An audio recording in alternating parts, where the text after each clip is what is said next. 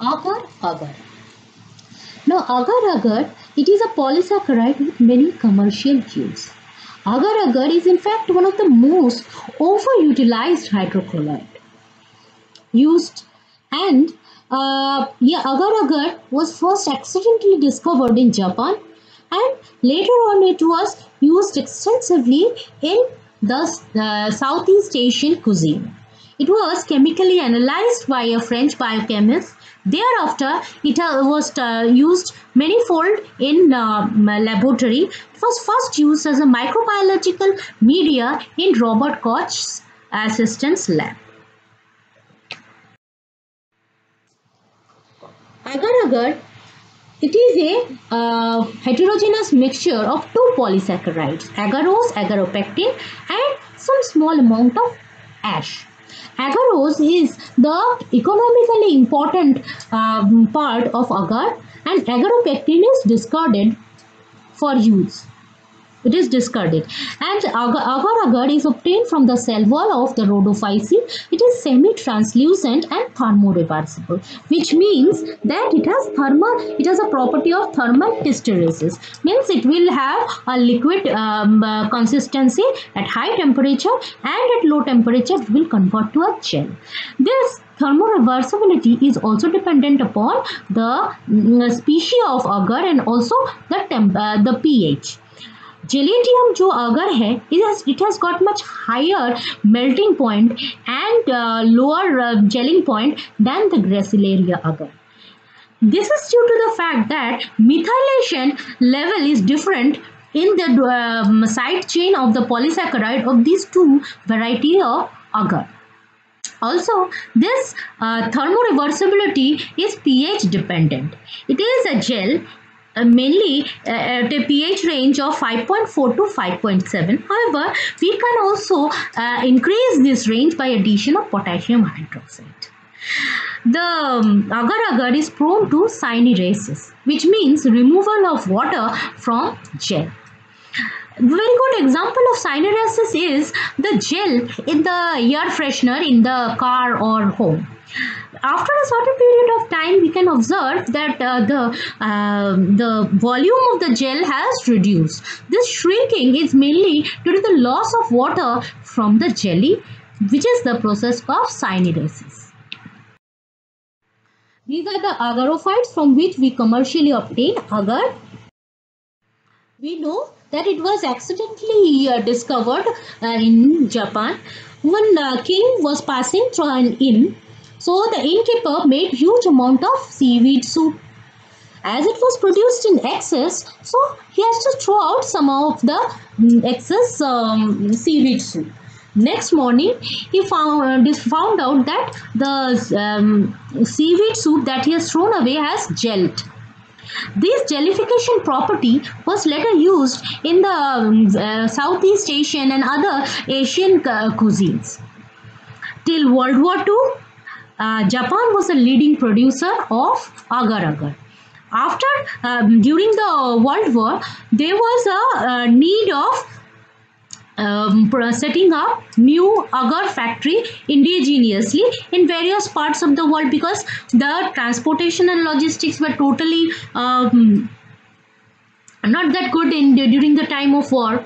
So after war, we see that America, European countries and South American countries, they also started economic scale production of agar. But still, the highest quality agar is obtained from Japan, and from the South American country we can obtain low quality cheap agar. Agar was traditionally collected manually by diving deep into the sea and collecting it with hand. But now, due to improvement, we have started using mechanized algal collector that is mounted on boats. After algal collection, it is actually dried to prevent aerobic fermentation. The drying stabilizes the agar, but the stability of agar is not only dependent upon moisture content but also depend upon the species from which it is collected. And Also the temperature of water and the disturbance of water from which it was collected. For example, the Gracilaria, which is harvested from warm turbulent water, is more resilient to hydrolysis than those harvested from cold water.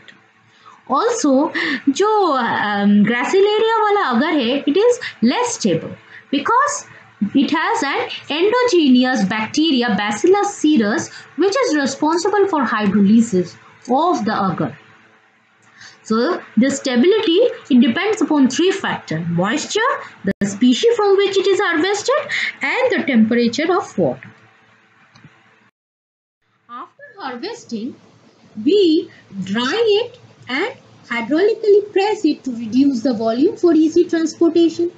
It is transported to algal processing factory where it is cleaned of salt and other impurities and pre-treated with alkali at 1%, 2%, 3%, 5% at 60, 70 and 80 degree respectively.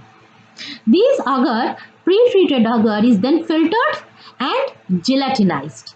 After gelatinization, it is bleached to remove the unwanted color. Then after bleaching, excess water is removed by the process of syneresis.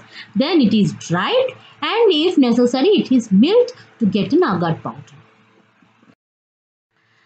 Now, agar is packed in the form of dry strips, flakes and powder. Powder form is very commonly used because it is very easy to use. The flaky form is very expensive and dry strip form is the least expensive. Now, if kept airtight, it can have a shelf life of more than 8 months. It does not usually require refrigeration. Agar has manifold use as a food, in lab, as bioremediation and many other uses. In food, it is mostly used either as a stabilizer or emulsifier or as a thickening gelling agent. In soup, ice cream, yogurt, light sour cream, non-oily salad dressing and beverage, it is used as a stabilizer or emulsifier. मतलब क्या? Stabilizer and emulsifier are those substances which keep a colloidal substance as it is, means it will maintain the physical chemical property of the colloid. If stabilizer or emulsifier is not added to, say for example, the salad dressing, then after certain period of time there will be phase separation of the emulsion into solid and liquid. In fruit jelly, marmalade and jam, agar is used as a gelling or thickening agent. Gelling thickening agent, after addition to a liquid, converts the liquid into a gel. Also, it is used as a thickening agent in pudding and other custard. It is also used as a clarifying agent in brewing and wine making. Clarifying agent is actually a chemical substance that if it added to any liquid, it separates out the solid that is dissolved in the liquid. Here in the case of brewing or wine making, the yeast cells, they are actually flocculated either at the top or the bottom of the jar in which the brewing is done. In this way, it is separated from the rest of the wine. In molecular gastronomy, agar has wide use. Molecular gastronomy is a very innovative process of cooking where a vegetable can also have the taste of any meat product. How it is done? We actually inject the vegetable with flavoring of meat. In this way, gel cube is injected with infused with the fruit extract or wine extract or any flavoring material. Then it is injected in particular food and it will taste exactly the same as the taste that contains in the agar gel. Also, it is used as an emulsifier in citrus or strawberry juice, where it maintains the consistency of the juice.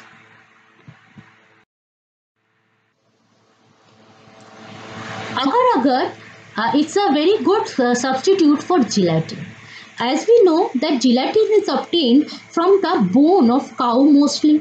But after we come to know about the bovine spongiform encephalopathy, which is a prime-related disease of cow, the use of gelatin was reduced in the European countries.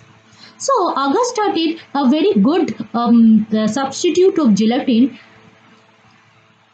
and also it has a organic it is a vegetable source, so it does not have any defect or any problem like we have in gelatin.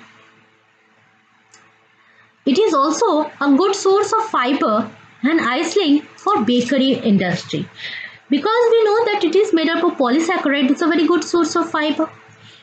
Agar-agar is actually used to increase the flavor and moisture content of canned retorted meat and corned beef. Agar-agar is either mixed with brine or injected inside the meat, and during the heating process of the canned meat or corned beef, agar-agar get dissolved in the brine or in the inside the meat. If it is injected, then once it is dissolved, it may helps to retain the moisture of the meat, and also it improves the flavor of the meat. Then agar-agar is also used in enhancing the flavor and texture of cheese and other frozen dessert.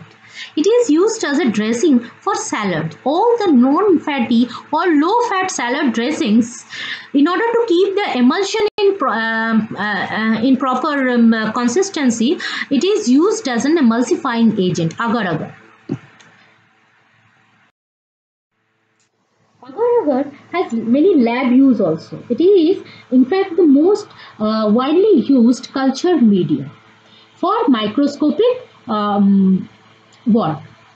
Agar-agar is mainly used as a culture media because number one, it can be autoclaved. It also takes a very little amount of time to set. Also, it has a high melting point and lower gelling point, which means that any bacteria can be cultured in a bacteria. All the bacteria can be cultured in the agar-agar media. A bacteria with a which is a mesophile can be grown here, which is a thermophilic bacteria, that also can be grown in agar-agar without liquefying the media. Agar-agar, it is very fibrous, so it can be used. This property of agar-agar being fibrous, it is used in gel electrophoresis. Also, it is used as a bead in various type of chromatography. Agar-agar is used both in plant tissue culture as well as animal tissue engineering as a media for culture of the cells. It is also used in the bioremediation of polluted soil. Agar-agar is agar-agar actually used as an encapsulating material for bacteria, and it is easily inserted in the soil. The encapsulated bacteria will have agar-agar as first though as a protective material, then this agar-agar encapsulated bacteria also is safe from introduction, and it is also it will not get dehydrated, so for a time being it will get a good atmosphere to grow in, and after increase of its population it can be used in bioremediating the pollutant that is in the soil. Medicinally also, agar-agar has many important use. Like agar-agar being a very fibrous material, it is a dietary source of fiber. It also absorbs a huge amount of water after it is ingested. So it brings a feeling of satiety. Number one, so it can be used in slimming products. Also, it is a very important part of canteen diet. And as it has it absorbs a huge amount of water, it can also be used as a intestinal regulator for reducing the constipation. Also, it has hyperglycemic and hypercholesterolic property. So, it can be very good food for diabetic and those people who have a very high lipid profile. Agar-agar is also used in controlled and targeted drug delivery.